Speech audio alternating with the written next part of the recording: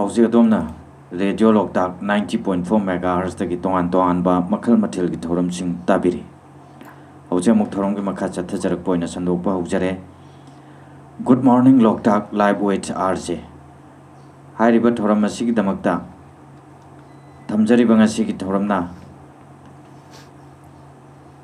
ꯑꯗꯣꯝꯅ ꯇꯦꯂꯤꯐꯣꯟ ꯇꯧꯕꯤꯔꯛꯇꯨꯅ ꯇꯥꯕꯤꯅꯤꯡꯕ ꯏꯁꯩ ꯈꯟꯕꯒꯤ ꯊꯧꯔꯝꯅꯤ꯫ ꯃꯔꯝ ꯑꯗꯨꯅ ꯑꯩꯈꯣꯏꯒꯤ ꯁ꯭ꯇꯨꯗꯤꯑꯣꯒꯤ ꯀꯣꯟꯇꯦꯛ ꯅꯝꯕꯔ 8132880336ꯗ ꯗꯥꯏꯜ ꯇꯧꯕꯤꯔꯛꯂꯒ ꯏꯁꯥꯅ ꯇꯥꯕꯤꯅꯤꯡꯕ ꯃꯅꯤꯄꯨꯔꯤ ꯐꯤꯜꯝ ꯅꯠꯇ꯭ꯔꯒ ꯃꯇꯝ ꯏꯁꯩꯁꯤꯡ ꯈꯟꯕꯤꯔꯛꯇꯨꯅ ꯇꯥꯕꯤꯕ ꯌꯥꯔꯒꯅꯤ꯫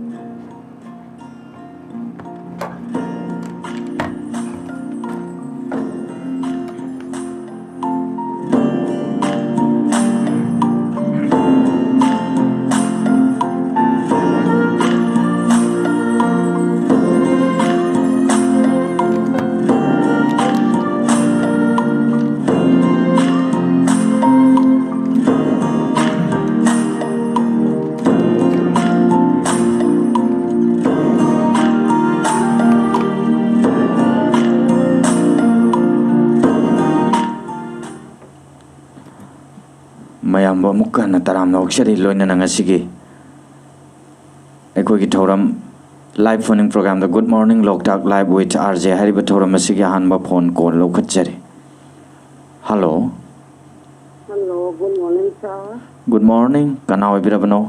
ꯐꯣꯟ ꯇꯧꯖꯔꯤꯕ ꯑꯩ ꯃꯣꯒꯥꯗꯒꯤ ꯇꯃꯨꯕꯤ꯫ ꯇꯃꯨꯕꯤ, ꯇꯔꯥꯝꯅ ꯑꯣꯛꯆꯔꯤ, ꯀꯔꯝꯕ ꯏꯁꯩ ꯇꯥꯕꯤꯒꯅꯤ ꯍꯥꯏꯕꯤꯌꯨ꯫ ꯃꯇꯝ ꯏꯁꯩ ꯑꯗꯨ ꯇꯥꯕꯤꯕꯗꯨꯅ ꯈꯟꯖꯔꯛꯄꯅꯤ꯫ ꯐꯅꯤ ꯐꯅꯤ ꯇꯥꯕꯤꯌꯨ, ꯀꯅꯥꯅ ꯁꯛꯄ ꯏꯁꯩꯅꯣ? ꯇꯣꯝꯕꯤꯁꯅꯥ ꯈꯔꯃꯅ ꯁꯛꯄ ꯇꯥꯏꯕꯪ ꯀꯩꯊꯦꯜ ꯀꯥꯔꯛꯄꯗ ꯄꯨꯟꯁꯤ ꯂꯂꯣꯟꯕ ꯂꯥꯛꯄꯗ ꯁꯦꯟꯗꯣꯡ ꯇꯥꯟꯒꯦ ꯈꯜꯂꯨꯕ ꯁꯦꯜꯂꯦꯞ ꯃꯥꯡꯗꯨꯅ ꯍꯟꯗꯧꯔꯦ ꯑꯩꯗꯤ ꯍꯥꯏꯕꯗꯨꯅ ꯍꯧꯕꯁꯤꯡ ꯇꯥꯖꯒꯦ ꯁꯥꯔ꯫ ꯆꯍꯤꯒ ꯆꯥꯟꯅꯕ ꯏꯁꯩꯀꯣ? ꯑꯗꯨꯒ ꯇꯥꯕꯤꯅꯤꯡꯕ ꯃꯤ ꯑꯅꯤꯈꯛꯇ ꯍꯥꯞꯆꯒꯦ ꯁꯥꯔ꯫ ꯑꯩꯅ ꯏꯁꯩꯁꯦ ꯐꯪꯗꯕ ꯈꯟꯕꯗ ꯑꯗꯨ ꯏꯃꯥꯟꯅꯕꯤꯅ ꯑꯗꯨꯝ ꯍꯥꯞꯄꯛꯄ ꯑꯅꯤꯗ ꯍꯥꯞꯆꯒꯦ꯫ ꯀꯛꯆꯤꯡꯗꯒꯤ ꯀꯩꯅꯣꯚꯥꯕꯤ, ꯂꯝꯖꯥꯎꯗꯒꯤ ꯈꯣꯟꯗꯣꯟꯕꯤ, ꯑꯗꯨꯒ ꯑꯩ ꯏꯆꯦ ꯁꯅꯥꯃꯆꯥ ꯁꯤꯁꯤꯒ ꯔꯦꯗꯤꯑꯣ ꯂꯣꯛꯇꯥꯛꯄ ꯇꯥꯕꯤꯕ ꯃꯌꯥꯝꯒ ꯁꯥꯔꯒ ꯄꯨꯟꯅ ꯇꯥꯃꯤꯟꯅꯖꯔꯒꯦ꯫ ꯌꯥꯝ ꯅꯨꯡꯉꯥꯏꯖꯔꯦ꯫ ꯑꯗꯨꯗꯤ ꯇꯃꯨꯕꯤꯅ ꯈꯟꯕꯤꯔꯛꯄ ꯏꯁꯩ ꯈꯨꯗꯣꯜ ꯇꯝꯖꯔꯦ, ꯇꯥꯃꯤꯟꯅꯔꯁꯤ꯫ ꯋꯦꯜꯀꯝ꯫ ꯄꯨꯟꯁꯤ ꯂꯂꯣꯟꯕ ꯂꯥꯛꯄꯗ ꯁꯦꯟꯗꯣꯡ ꯇꯥꯟꯒꯦ ꯈꯜꯂꯨꯕ ꯁꯦꯜꯂꯦꯞ ꯃꯥꯡꯗꯅ ꯍꯟꯗꯧꯔꯦ ꯑꯩꯗꯤ ꯁꯦꯜꯂꯦꯞ ꯃꯥꯡꯗꯅ ꯍꯟꯗꯧꯔꯦ꯫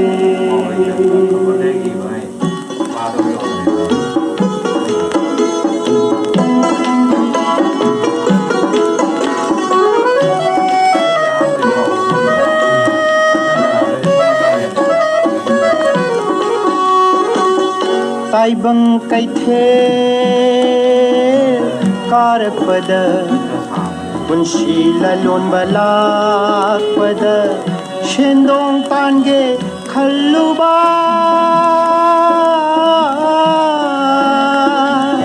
ꯁꯦꯜꯂꯦꯞ ꯃꯥꯡꯗꯅ ꯍꯟꯗꯧꯔꯦ ꯁꯦꯜꯂꯦꯞ ꯃꯥꯡꯗꯅ ꯍꯟꯗꯧꯔꯦ꯫ ꯇꯥꯏꯕꯪ ꯀꯩꯊꯦꯜ कारपदा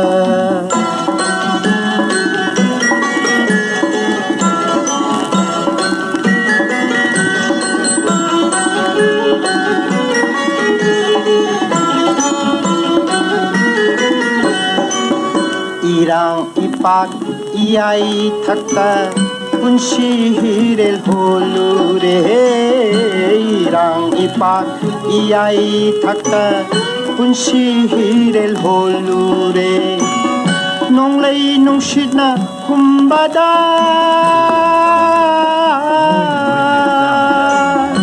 irak nare ai hakti irak nare ai hakti taibang kaithel karakpada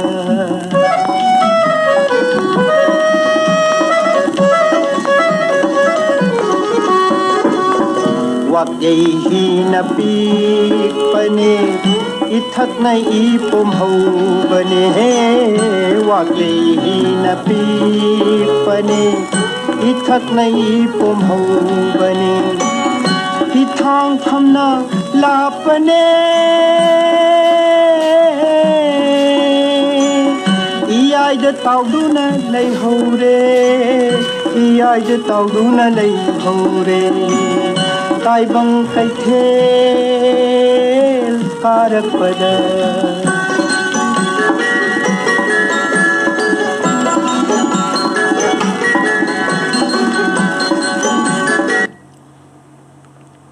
Hello. Hello, sir. Good morning. Good morning. Kana birabano. Sir, on the very wine common money regarding you know the choco game, sir. Marup ke so taram no oksari kari chei tabi doi no ngasi chibo. Sir, Haisnam Romesna Tapa, Maning Tam Kivada Nangi Punsina Hybidun Taganba. Maning tam khibada nangi punsina ko. Oi, Marup ke so hojik sibu kari honari bano walking thokpiru hanjen bira bro. sir, can you walk me a top raising one Tambam Karatum Tograkanda, the Humangi South Sargi program, the Oxalena, the Sargi program, the Oxalena.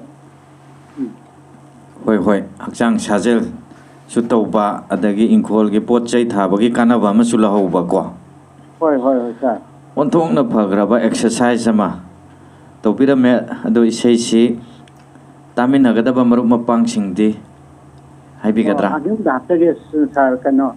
Ambole Mapuan, Gadi or Jacket saw. Otherwise, Kana. Other Nabo like on the Sendro.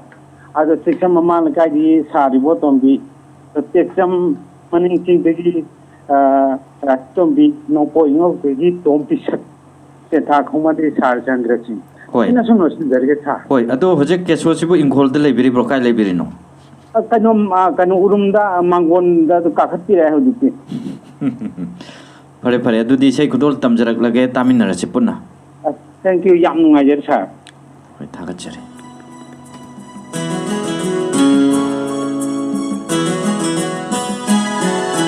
maning tam khibada nangi punsina hai kragi karibu naina maning tam khibada nangi punsina hai kragi karibu naina aduga nashina adu warauna aduga nashina adu warauna karigira shibiri bano karigira shibiri bano maning tam khibada nangi punsina hai kragi karibu nangonda aina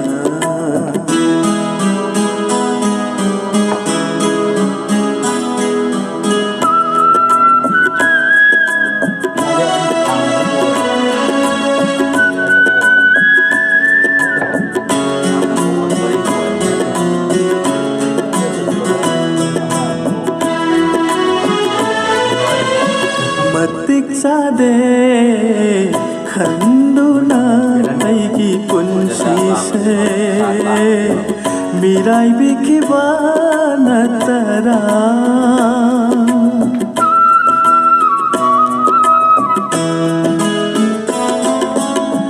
matik sade khanduna aigi punsi se मिराई बिखिबा नतरा इबानिगी मरता लाली बस कनानो इबानिगी मरता लाली बस कनानो मधुबु नुंगसिबगी लोचतलने मधुबु नुंगसिबगी लोचतलने मनिं तमखिबदा नंगी पुंसिना हाइख्रगे करीबु नंगोंदा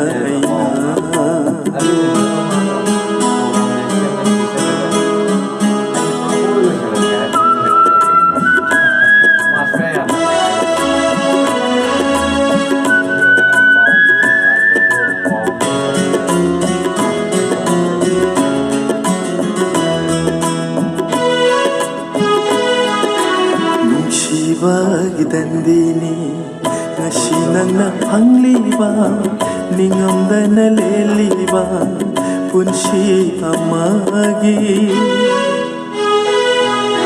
nungsiba gidandini ngasi nangna pangliba ningamdana leliba punsi amagi Saina khambada wajaraba thamoishida Saina khambada wajaraba thamoishida hapiranu amu anauba chaina hapiranu amu anauba chaina maning tamkhibada nangi punsina haikrage karibu nangonda aina aduga ngashina adugwarauna aduga ngashina adugwarauna karigina shibiri bano karigina shibiri bano maning tamkhibada nangi punsina haikrage karibu nangonda aina haikrage karibu nangonda aina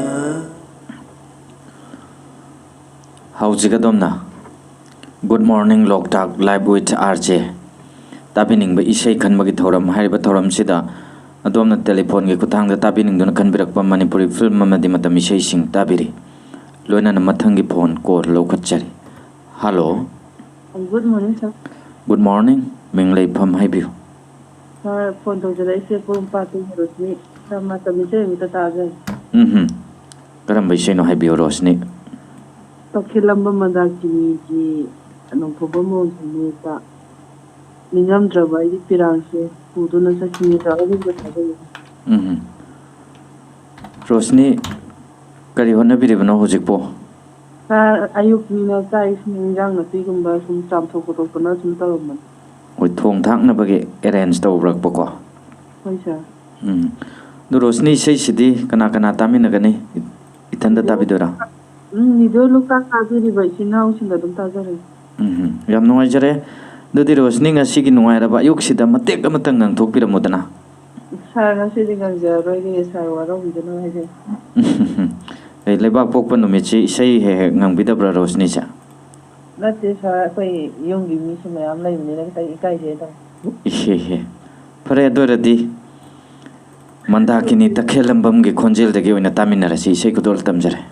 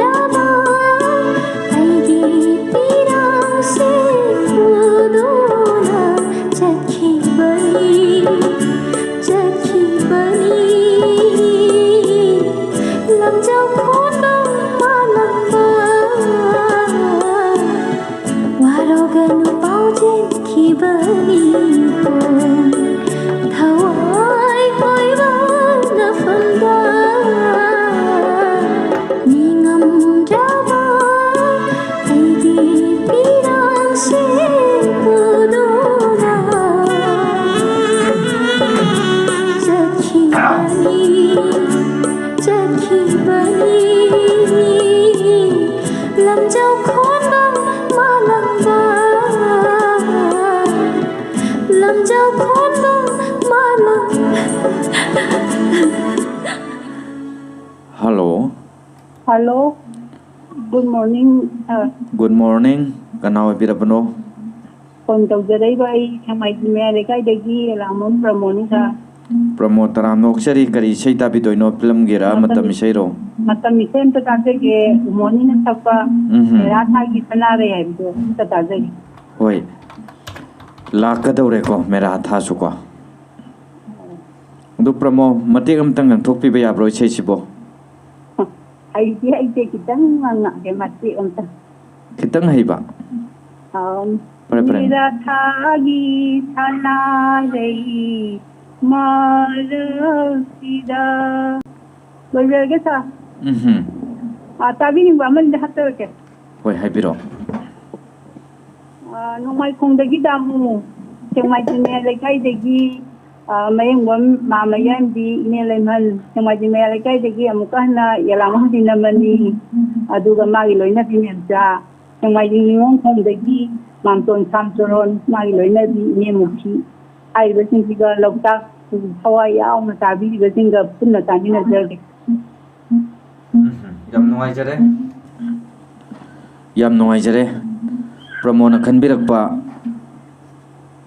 उमोने के खोंजेल दा मेरा थागे सनारे खुदोल तमजरक लगे तान बिनिंग लेबा मरु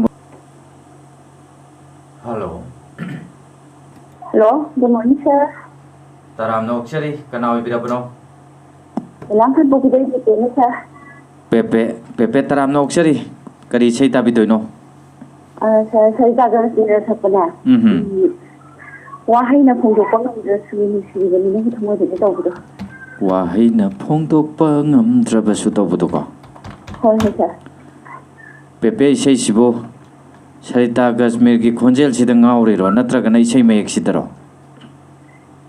isei mayek su ngawe aduga sariता Kashmir su ngawje yesa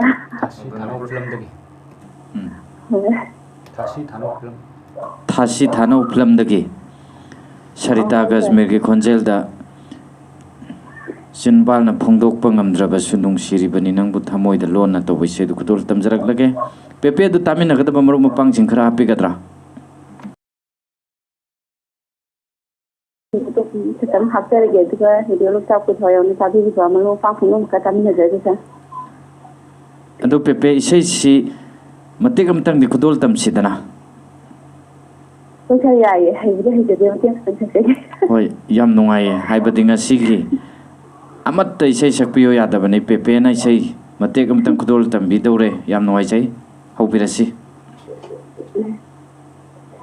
वाहैना खोंदोकपा ngамद्रबसु थमोइदे सिबनि सोना सजरसा याम फजखरे सरिता कश्मीर लेत्रगसु कईगुंबा पेपेबु लेरगदि अदम सरिता कश्मीर की इसे से मैम नंबर याजाने अदु इसे खुदोल तमजरगे तामिनरसि पुन्ना वेलकम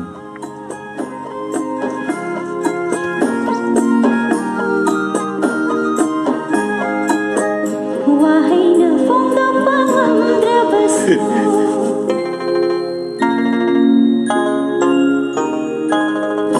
वाहैना फोंदोकपा ngамद्रबसु थमोइददि नुंसिरिबनि लोना मिचाना नाये ngамद्रसु मिचाना नाये ngамद्रसु yenjeriबनि लोना लोना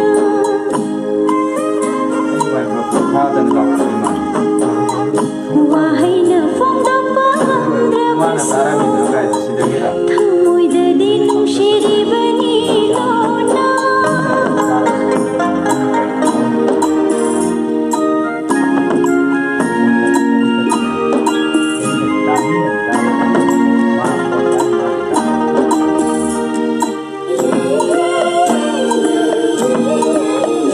ನನ್ನ मोमोनोपा ओरगा मकालाम जै ऐगी थमो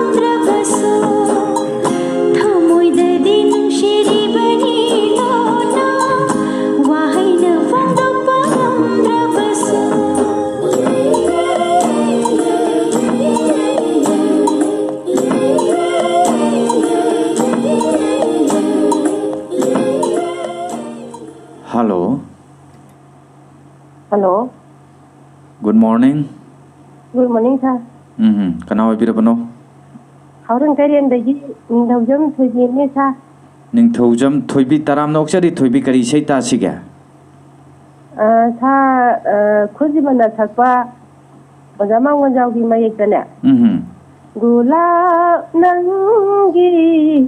गुलाब नंगी फोंटोक्ट्रबा अवाबा खंगलम लोय हायना खंगनु अदो ताजगे बसा थोइबीगी इसेसी याम फजब इसेने खुंजिबनगे इसेसी अइना ngangbiyona haijage tawbane do hawbaga iseisi matek ama ngangthokpiba yam nungai do soidana gulab su matomda waba kokserani isei khudol tamjarakpa yarabra aduga tabina gadaba marum pangsing khara ningsing bikigadra tabining base sar akoi lokta kun khibi ba mayang ga pulaki waina tamina jage sar ngasidi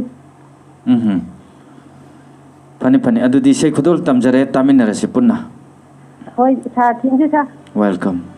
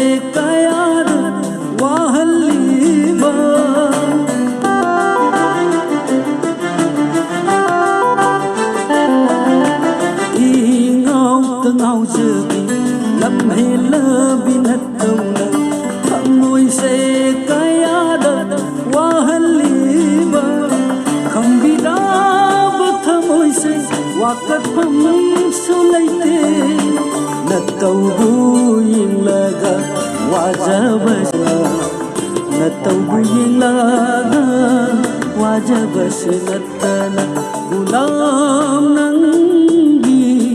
गुलाम नंगी होंदोक्तबा वाब खंगलम लोय हायना खनगनु मालेरी ऐदी मालेरी माले लैखों संजबा नंगु चेना जाबा मिकु खुदिन शेना जाबा गुलाम नंगी होंदोक्तबा वाब खंगलम लोय हायना खनगनु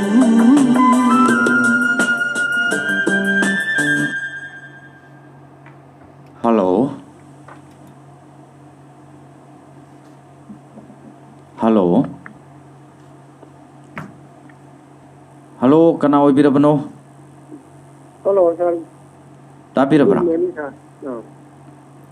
sir yang awang kai de gelang mu sari ya Elangbam Sharad तराम नोक्सरी करी छै तासिगे sir uyum no woigi sa miku ba ma phau khangam draba ungsi ba maga kai ne bagi baja ki to ta jage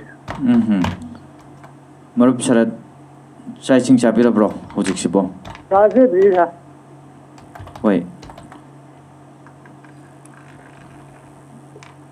मिकुप अमतंग खांगमद्रबको काइना बगे मैचाक्से मिकुप अमा फावबा खांगमद्रबा काइना बगे मैचाक्से शरद इसै सि तामिनगदब मरु मपांगसिंग खरा हापिगद्रो oi sa ko maru ba pang khara apun ba khara guru bom le dum ta khara ha je ge yang lam awang le kai de gi yai ma du ga wa bo ga awang le kai de gi ta gunne dainam sa ojit dige joy kumar dige be wa wa le kai de gi sultan ti dige pun na tam bi le ge na yam nongai jare thoram saruk ya birakpa khanbirakpa isai khutol tamjarak lage tamina simayam punna thara jari ya taram noksare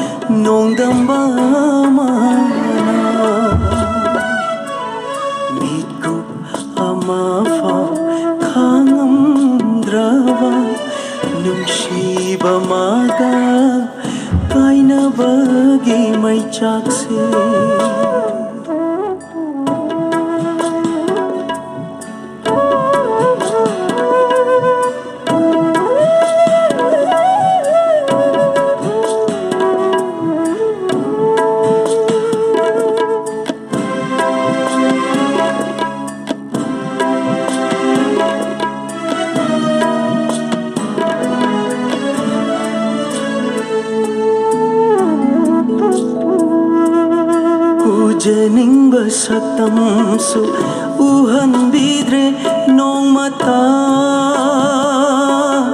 tajening ba mapausu tahan bidre nong mata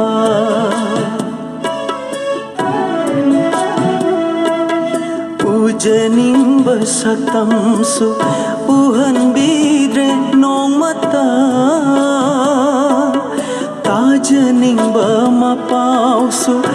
ताहनबिद्रे नोंमता तांकक amada ꯂꯩꯅꯔꯝꯕ ꯃꯔꯤꯗꯣ ꯀꯥꯎꯉꯝꯗ꯭ꯔꯕ ꯊꯃꯣꯏꯁꯤꯅ ꯅꯤꯡꯁꯤꯡꯕꯇ ꯃꯉꯥꯏꯔꯦ ꯅꯤꯡꯁꯤꯡꯕꯇ ꯃꯉꯥꯏꯔꯦ ꯃꯤꯠꯀꯨꯞ ꯑꯃꯐꯥꯎ ꯈꯥꯡꯉꯝꯗ꯭ꯔꯕ ꯅꯨꯡꯁꯤꯕ ꯃꯥꯒ ꯀꯥꯏꯅꯕꯒꯤ ꯃꯩꯆꯥꯛꯁꯦ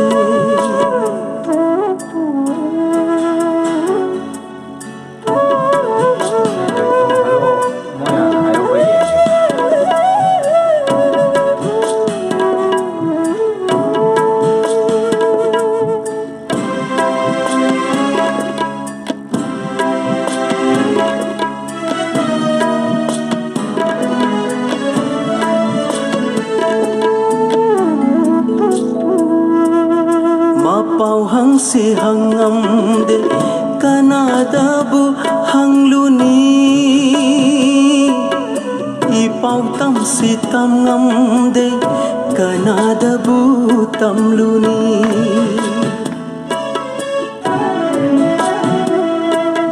Mapau hang si hangamde kanadabu hangluni ipau tam si tam ngamde kanadabu tamluni ngamdana lili aigi punsi karamna buleliba kadaida bulairiba kadaida bulairiba mitkup amafa khangamdraba nungsiba maga kainabagi maichakse punsigi oina bibire ifamda nungsi haitrava nongdamba mana mitku amafa khangamdrava khangam Hello. Locha. Tajari. Tabirabra. Sarwa hango taja kuramjari sa. Kuramjari ming leipam khangjage. Ai he harong aidendagi Birajit tawti sa. Birajit ngasidi kari isai tasige. Magojaw isai ta yaribo. Yani karamba isai no haibiu ahuba parengdo. Thabum tarain toy nakolami o ima. Labarana ta koi bu tharuk tu nai do ajege. Ha bum tarani thoi tawbudu ko. Punjabi aine sapa. The Birajit isai khudul tamjarape phane happio. Tikchandagi Saributombi. Sadigi Chandra Singh. Waring Kumandagi Keto Thanajawi. Adigi Stoptagi Lam Singh. Adi Bembem. Adigi Nambon Nitrogen-dagi Lakhindo. Koi Karajiga Mayamga Loktak Tabiba Mayamga Tajir Gisa. Phane. Tahan bining liba marup mapang mayam pumna makka nungaina taminarasi isai khudul tamjare. Harugi program se muti ki tawiyo. Hoi. Tawjage mayam gi ningba thungna na ba. Sarbu thagachari. Hoi adubu tabadi kaubinu ko. Ang sari tajiri ni lokake. Muti ki tajir. Matam gilai rembi nok na chalo ko ima aroi ba matam na naklabada pirang ki khudol se na tana na chali Lising na imagiti ji paidu nasu pale mulango challa basu pale mukhambadi ngamlaru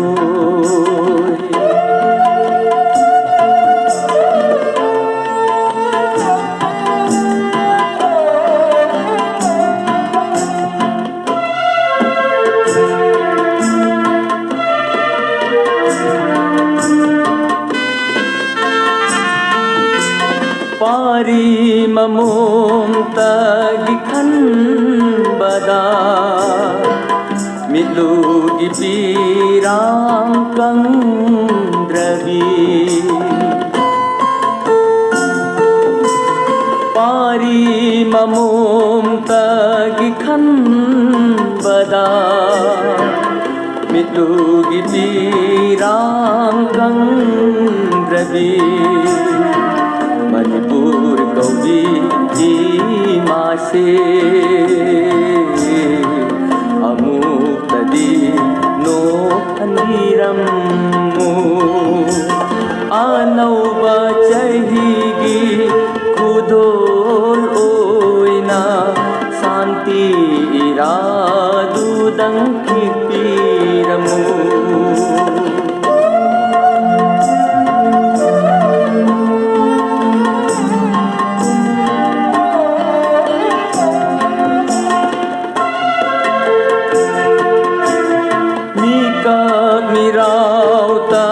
Thallaba hingbagi mahau yaudraba sogla bakang lay lamdam ase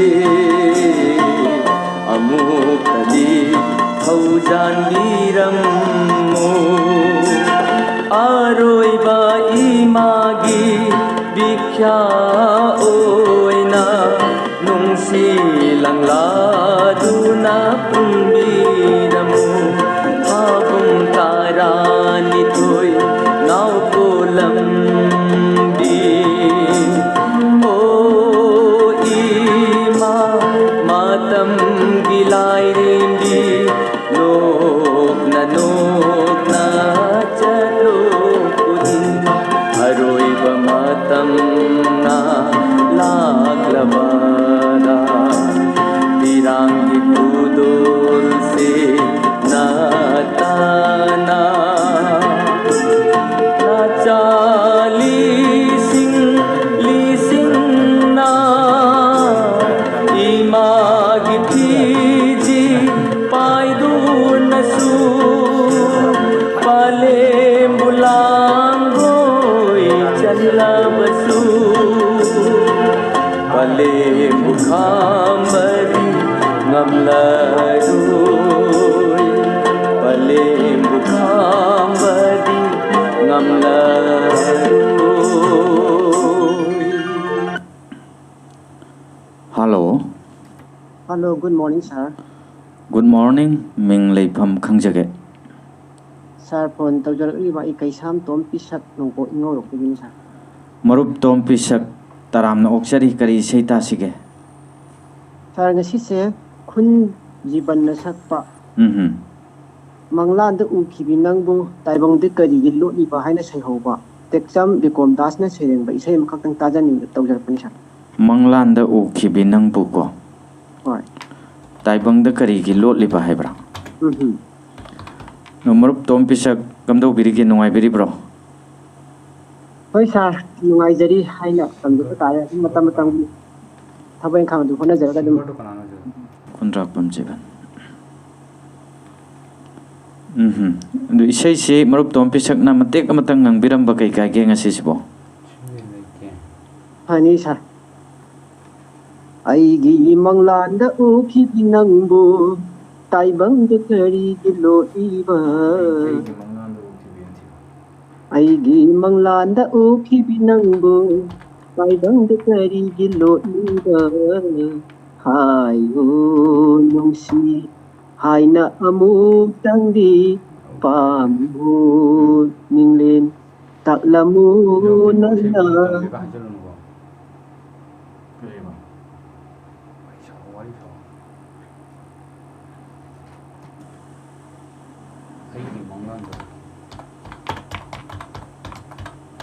मरुप तोम पिसक की line से तत्खिबा माले तत्ते से तत्तेबको हां सोमदा सोमिसै सा अमगा मरक तत्खिबा आई ताबा फंगजादबा दुना ओहो मतेक तो लोइसिन दगे सा अदुबो इसै सि मरुप नदी फजना सु लांथोक पिखरे थवाई ताना सु ताबिनिंग न खनबिरकपने अदुबो अखोइगी लाइब्रेरी ददी लेरमद्रबा इसै से अतोप ताबिनिंग इसै कति लेबिरिब्रा अब फगनी सर सैसक पसिमक की खोलजेल दा मीमा नद्रबी पूर्णिमा है से बिगडो नताजर दिसना ओसी समरेंद्र की मयक तको मीमा नद्रबी पूर्णिमा इसै सिमदे खोइने याम तोइना खोंजबनिना सोइदना लेरमगनी कुदोल तमजरके अदु ताहन बिनिंग बमर उपांगजिंग खरा निंगसिंग बिगद्रा सरता अबिनिंग बसे खोइ माहम खमन मनिंग लेkai दगी याम बकी सो नो तेन था खोंबान दगी आलिबो सापम चंद्र सिंह टेक्चम ममांग लेkai दगी लांपोला फै बोतुंबी अदुगा एखोइ इसैगी सेरेंबा अमा ओइबिरिबन ओजान नोंथोंबम मांगोल चाव हारिबो जासिमगसु माइना तामिना जगे दुगा रेडियो लोकता पुपुन तामिनारि फाइतरा के तामिना जरगे सा याम नुवाइजरे थौरम सरुक या बिरक्तना ताबिनिंग बैसे मखन बिरक्पा खुदोल तमजरी अदोम न खन बिरक बैसे तान बिनिंग लिबा मयाम ग पुन्न नुवाइना तामिनरस थैंक यू सर वेलकम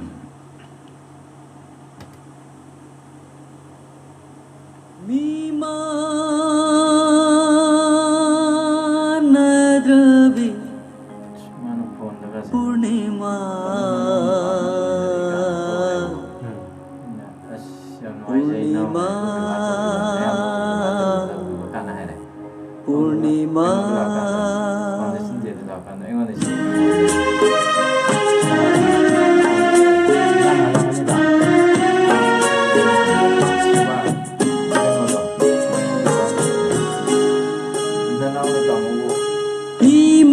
नद्रबी पूर्णिमा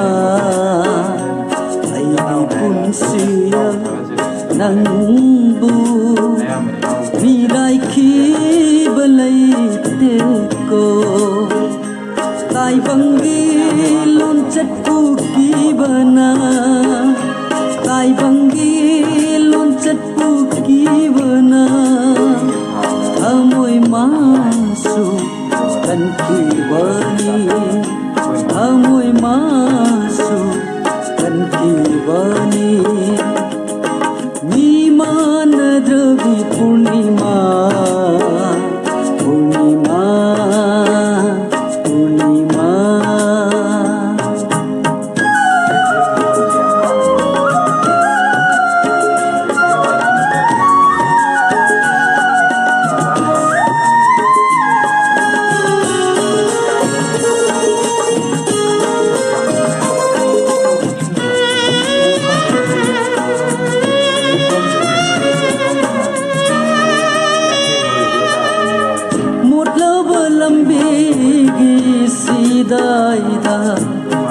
मल्लब इना फिगी मरुंगा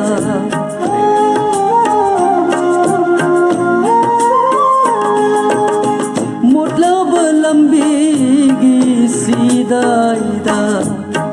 मल्लब इना फिगी मरुंगा लोना लोना आइबो येंबदी पूर्णिमा नंगना लोना लोना आइबो येंबदी पूर्णिमा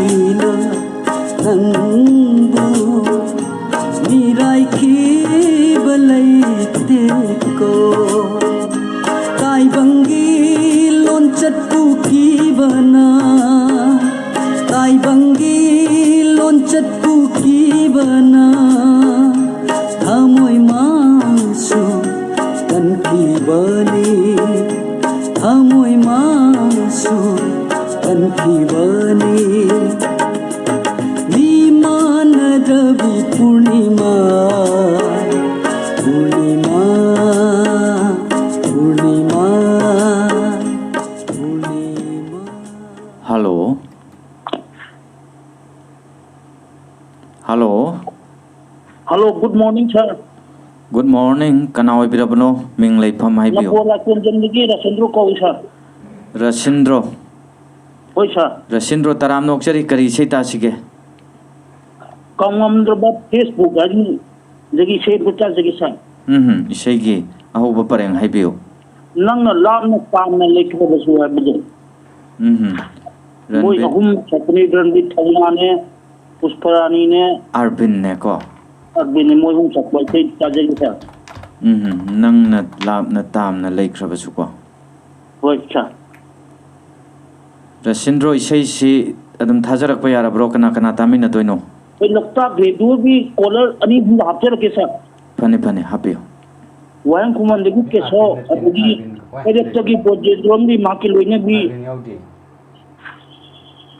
मां के लोइने भी सविता तेर थादगी संबाल नाम भी अदगा औरन केलेन दगी भुंजो बिजे अदगा छंगाई थेंदगी इलुंबम इन सागा दी रेजु लखा काबिल सिंह पुनः तामिन जगे sir फने फने अदुदे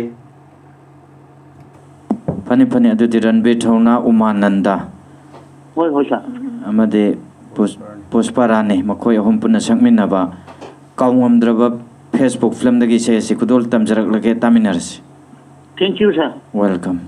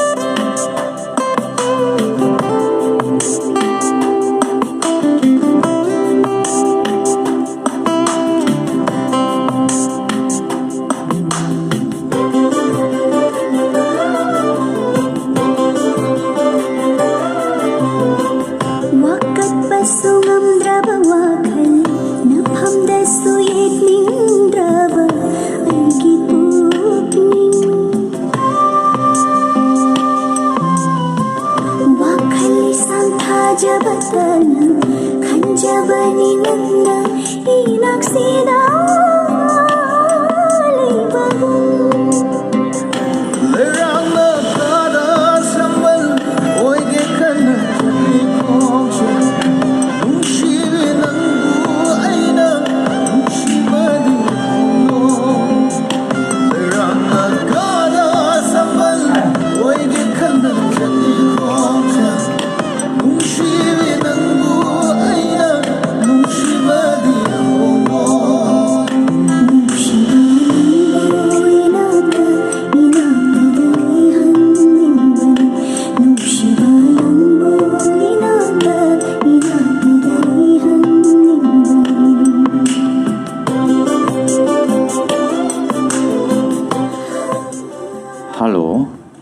Hello, sir.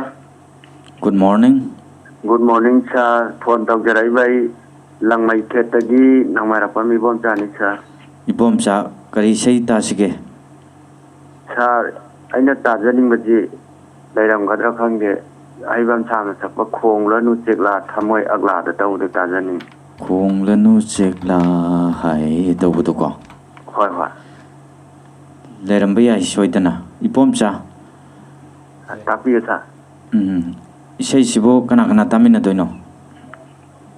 Lok tak tadi val kolar mayam ni ko pulot tamin na jara ke duka sar tamin na je.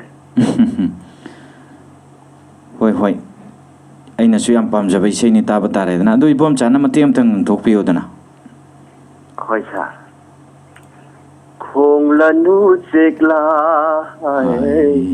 Amoy aglada Kung lanu chikla Matik na lo jar kami nung tharakan Yam nuai jare ibom chana kan birak pa isay khudol tam jare mayam pun na nungai na tamin naras Thagat sari sir Taram na oksari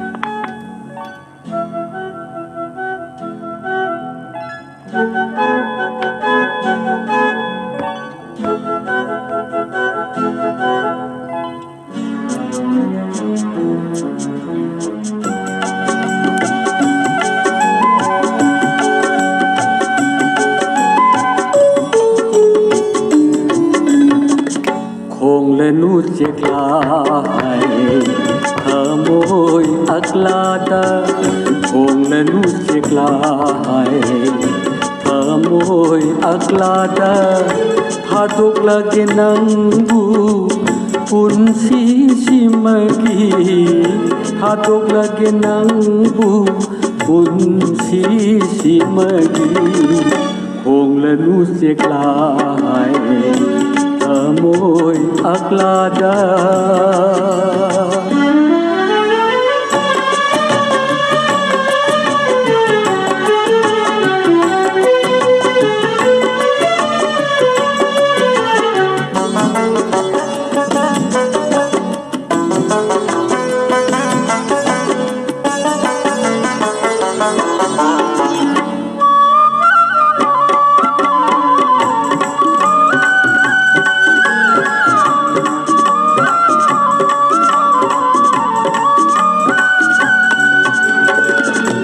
Aigi thamoy pinjara manungda Aigi thamoy pinjara manungda Sana china yo jabanangbu Sana china yo jabanangbu Prem ki thauri Sikhat laga Prem ki thauri Sikhat laga Singlo la na pai Ragira ho Singlo la na pai Ragira hai Ong le lu sik lai Amoy aglada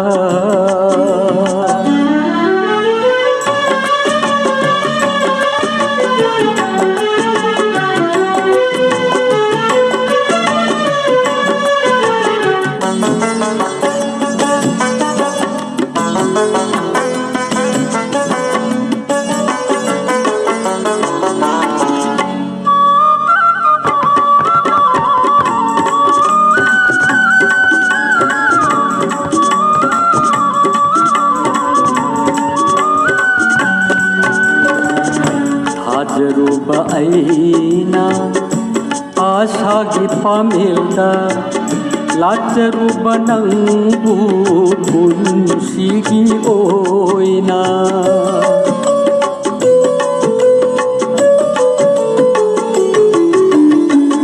ꯊꯥꯖꯔꯨꯕ ꯑꯩꯅ आशागी पामेलदा लाचरुबा नंबु पुंसीगी ओइना मत्रबा आईगी थमोय मंदिरदा मत्रबा आईगी थमोय मंदिरमुंदा ओइरे दो हौजिकी मंग लानगी ताइबंग ओइरे दो हौजिकी मंग लानगी ताइबंग होंगलनु चेक्लाय थमोय अक्लादा हादोगलगे नंगु पुंसी सिमगी हादोगलगे नंगु पुंसी सिमगी होंगलनु चेक्लाय थमोय अक्लादा होंगलनु चेक्लाय थमोय अक्लादा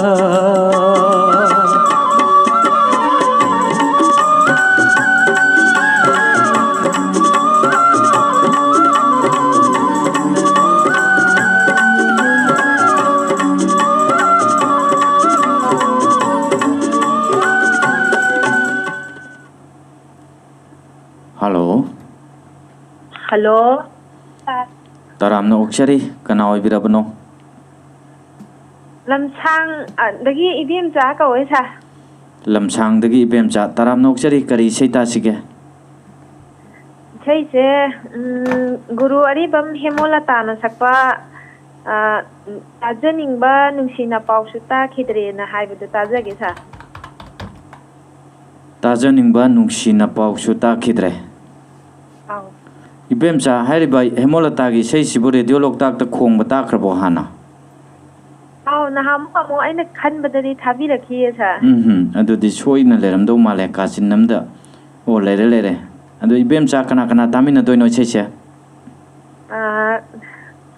हरंग Karen दगी ताब्रिजित ने दे इति थोइबिगा वहें खुमन दगी ताके सोगा enum मसना जाउबी दुगा इशोक दगी राम सिंह बेमबेम अखोई इसी खजिगा रेडियो लोकताक ताबीबा पुनमगा ताजरगे सा सही सिबु मतेक अमतंग नंगबिबा कई कागे याये सा नंगजरके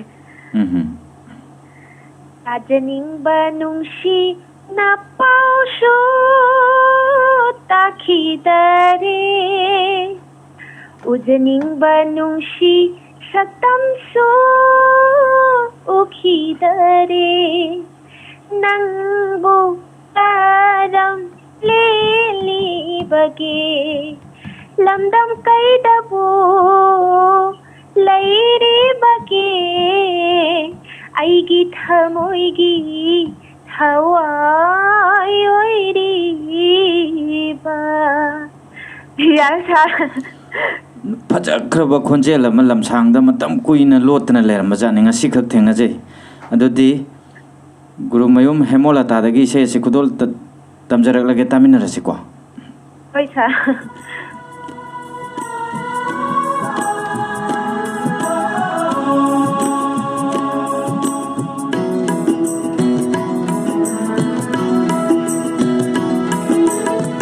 ताजनिंग बनुसी ना पासो ताखिदरे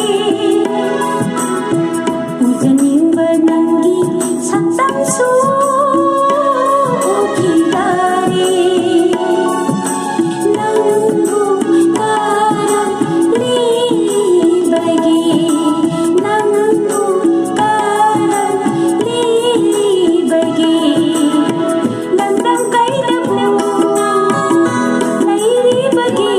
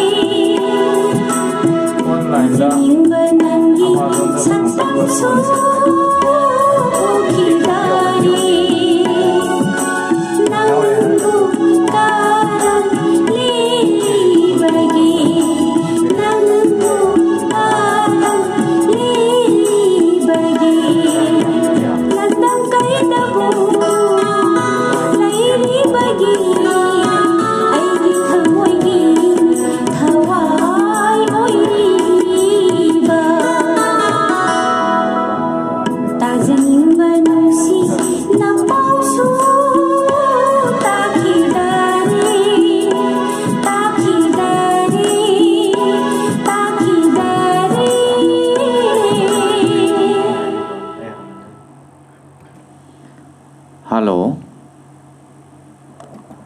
हेलो Good morning, sir.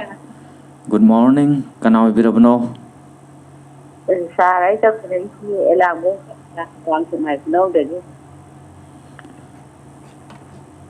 कराई दगी हाइबिबनो Kamala, want to make the gift. अवांग सेंगमाई दगी Boy, sir. कमला करी सही तासिगे Sanjin Bum, Punking Chandra, Sapa, Tamoy, Sinati, Kapli, when over the lady gatra. थमोय सेंग असि कप लेबनी Pirang, the Natation Terry. लेब्रे यंगे मसी ऑल इंडिया रेडियो इम्फाल गे मतम इसेदी ओइबने दुबई कोई लाइब्रेरी दका लेब्रा उतंग चेक तौजगे को कमला हुजे कांसिबु कम कम पालेगे Adum Lajari, Wanungi, Sabak Toraga, Lajabani, that they could do but of get. होय होय अंदु रेडियो लोकता के कोई प्रोग्राम सिंग सिदे दुम चांग नाइना ताबिरि ब्रो Taza yedum down the Zedum tide. होय होय थामनी दंगाई बिखो मदुदगी दिको नुंगथिल के प्रोग्राम नुमिदांग के प्रोग्राम अदुम 24 आवर्स अदुम रेडियो लोकता के प्रोग्राम से तुम ताबा फंगदोरे को Bây giờ đúng đang đi làm, bây giờ chúng ta chơi sao?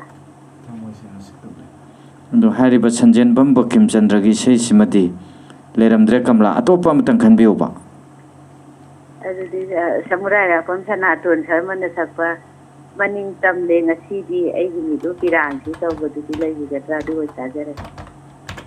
मनिंग तमले ngasi तौबदो को Wah.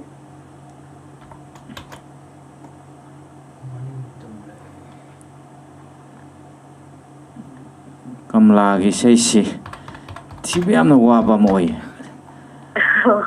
कोई द लेबो रगदी वारगा सु फंगदबा लेरमद्रगदी हेक अदुबो सनातन की सही सिमदि लेरे कमला तामिनगदबा मरम पांगसिं खरा निंगसिं बिगद्रा Koi wanggoi degi lal sing Navajandra. Intare kita ban mandi. Radio lokal tadi juga mayang betul tamin lagi. याम नुंगाइजरे अवांग सेकमाइदगी यामना लापना telephone तौबिरक्तना थौरम सरुक याबिरक्पा इसेकुदुल थमजरे समुराई लाटपम सनातन शर्मा की खोंजेलदा मनिंग तमलेंगा सिटी आइगी मिटलो पिरांगसे तामिनारसे तराम नोक्सरे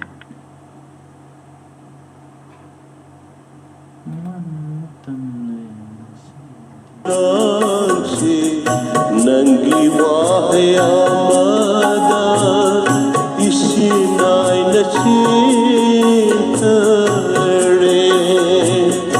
नंगी वाहयामदा इसी नाय नचीतरे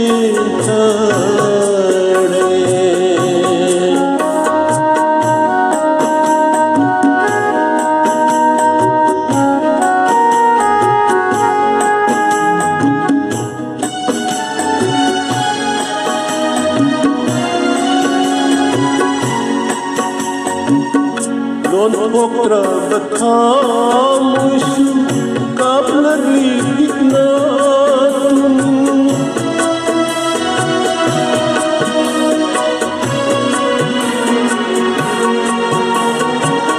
Lon okra batamush kablari iknatun Sikla baka asida tabi bakana ya Labaka asida tabi bakana ya dana manitam lenga shidi aigi lukina se nangi wahe amada isi nai nasitare nangi wahe amada Nai nasitare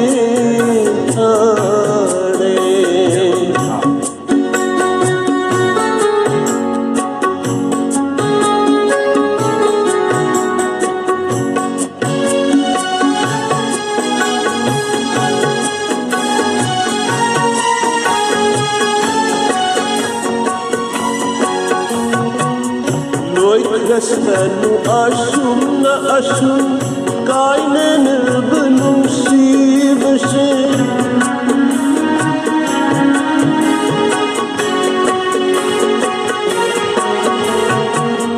loikrasanu asum na asum kainen benungsibase nungit amoy na awa amu kangan benungsibase nungit amoy na awa mu kangan benungsibase manintam lengasidi ay gimit lukiranse nanggiwaay amada isinay na sikare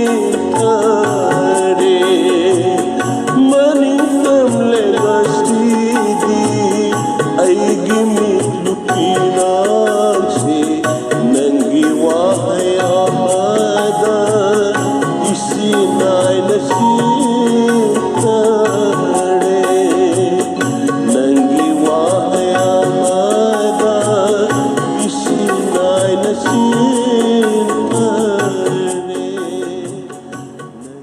Hello. Hello. Good morning, sir. Good morning. Ming lay pham hai biu. Sir, phone tàu cho đi về cái mình đi ai câu ấy cái lấy xăm học bàn cái lấy cái chân sir. IPI taram na oksari kari sei kudol tamjara oke ngasidi. Thamam lakshmi na sakpa kanagi thongjin da bu ni ningon pusina na haina se wo sei da ta ni sa. Hiang gai su kui silak tre ko. Hoi. Thonggram Lakshmi ki khonjel da elangbam inau chana. Yenga. Kare sei kudol tamjarak pa yarabra tamin nagadaba imanabi marum pang singkra ningsing bigadra. Sa mi ahum mari khatang hapsara ke sa. Ando kamdai shanti tok pasing dai dina aduga iro mejal dai ibem ta sai kom ai ji nau nu pi janambam memory ai ri bam sing asiga radio lokta ko thawai yaw na tari ba puna mota sa tami nazara ke sa se yaw na. Du matte ka matang thukpiram gero aho basipo. Sa ai isa fu thawja le. Onthok patanja mo ro re adu di sei tana Sapudu yengsin biro isai kudol tamjarak lage. Thank you, sir. Welcome.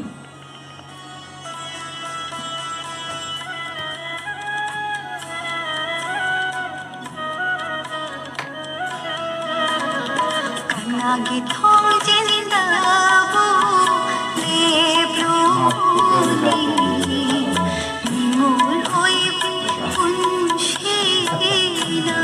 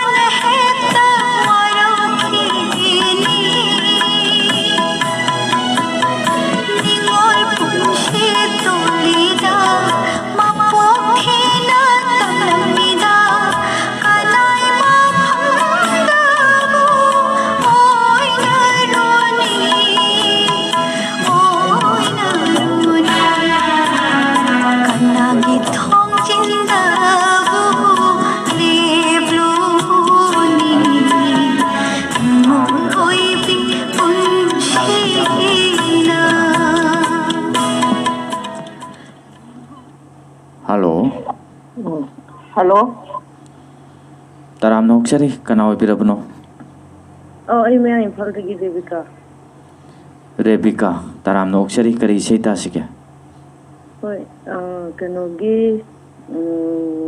Pushparani हुजोमना सकपा Rebecca थंजमगी मयेक्ता थाजबु तानारी लेसिल नसेना चेना हितो दुम तो ताजगे होय होय थाजबु तानारी लेसिलना चेलना चेना को होय इसामा की मयेकनी को होय होय माने मीने अमता खनबीदबदुदा आई अमता खल्लगे मीना खनबीदब नतिए अखोइना तोइना पामुदना तोइना थादबा अदुदा मयामना खंगनदब ओरंगने हौजिकतैदि खख थारादि दुम खंगनरकनिदा मी फजखरबसे खुदोल तमजरक यारेको यादा होय से खुदोल तमजरे तामिनरसे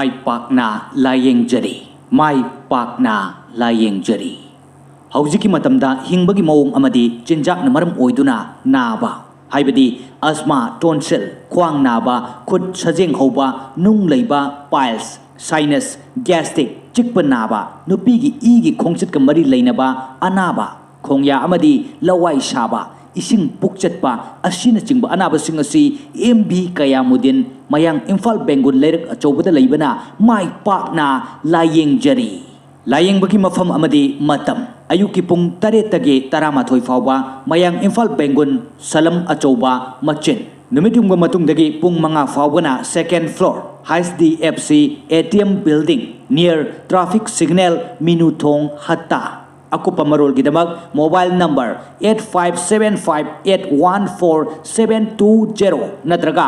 6009283375 mobile number amuktang hananing singjari 8575814720 natraga 6009283375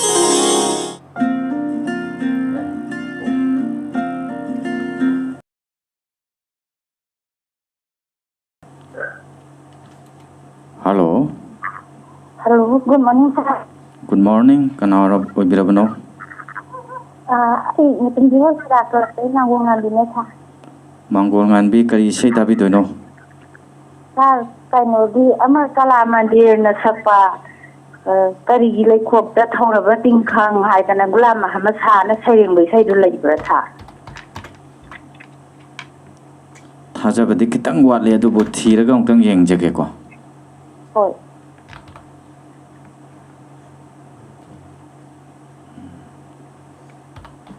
Manggol ngan bi sei leramdre atopa matang khan bi gera. Sa kaino di da pun jiban ni kung ginung ju marat khari labu yai sida hai bai sai di adu da na khajara. Kum ginung ju marak ta tawdo ko. Hoi hoi.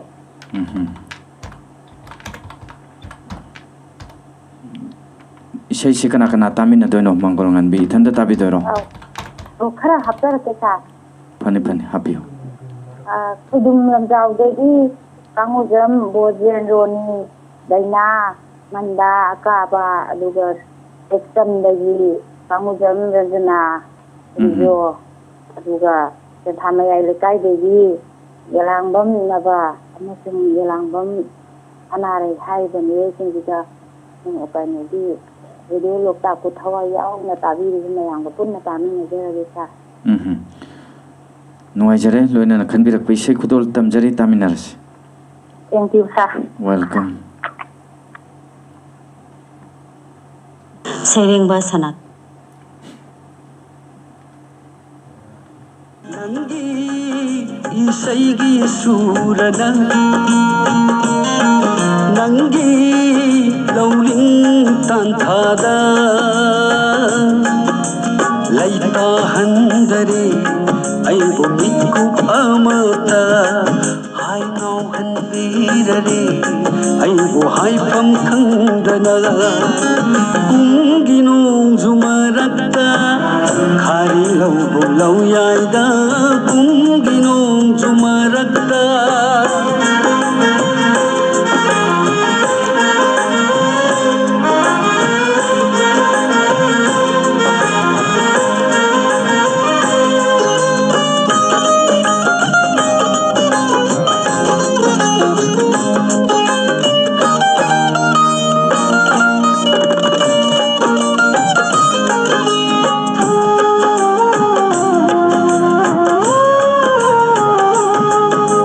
ಲಗ್ನಗೆ ಕಂದುನ ನಂಗ ಐವು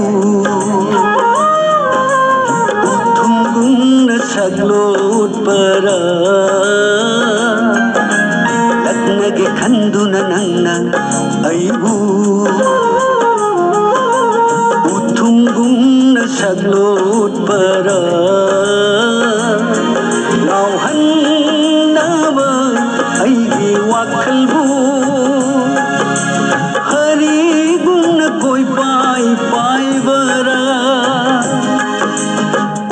Gava amuktadi सेंगलौ सत्तमदो ngauhallanu aibu khanpham khangdana haifam khangdana kunginung jumarakta khari lau yaida kunginung jumarakta